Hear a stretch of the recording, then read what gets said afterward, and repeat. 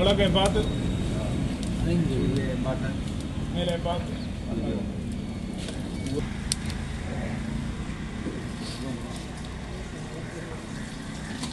வரும்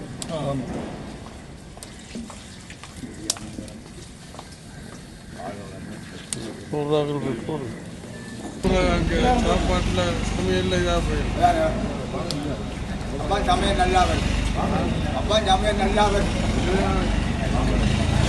அதாவது அவ்வாறான மாநாடுகளை தமிழக அரசு நடத்துவது வரவேற்கத்தக்கது. அதேபோல் இலங்கையிலும் நாடாளுமன்றத்தை பிரதிநிதித்துவப்படுத்தக்கூடியவர்களை அழைத்திருக்கின்றார்கள். அதுவும் வரவேற்கத்தக்கது. ஏனென்று சொன்னால் உங்களுக்கு தெரியும், நீண்ட காலமாக எங்களுடைய வடமாகாண தமிழ் கடத்தொழிலாளர்கள் பல இன்னல்களை எதிர்கொண்டு வந்து கொண்டிருக்கின்றார்கள். குறிப்பாக இந்திய இழுவமடி படகு, அதாவது எல்லை தாண்டிய அத்துமீறிய சட்டவிரோத தொழில்களை எங்களுடைய கடல் பரப்பில் அவர்கள் செய்கின்றபடியினால் எங்களுடைய வளங்கள் அளிக்கப்படுகின்றது, எங்களுடைய மக்களுடைய வாழ்வாதாரங்கள் சுரண்டப்படுகின்றது. நீண்டகால இந்த பிரச்சனை தொடர்ந்து கொண்டிருக்கின்றது. அந்த வகையில் என்னுடைய காலத்தில் நான் பல முயற்சிகளை எடுத்திருக்கின்றேன்.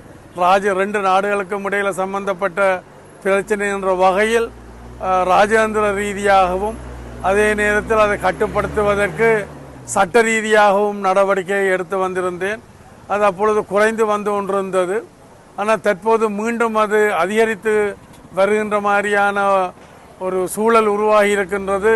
நம்முடைய கடற்தொழில் சங்க மக்கள் அதை என்னிடம் பல தடவைகள் சமீபத்தில் கூறி வந்திருக்கின்றார்கள்.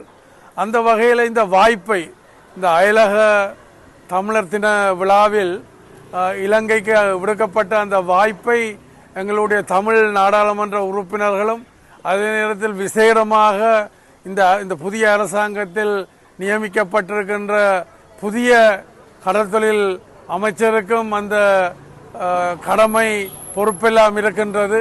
அவர்கள் இந்த சந்தர்ப்பத்தை பயன்படுத்தி முதலமைச்சர் ஸ்டாலின் அவர்களோடும் தமிழக தலைவர்களோடும் கலந்துரையாடி இந்த பிரச்சனைக்கு ஒரு விரைவான சுமூகமான தீர்வை காண வேண்டும்.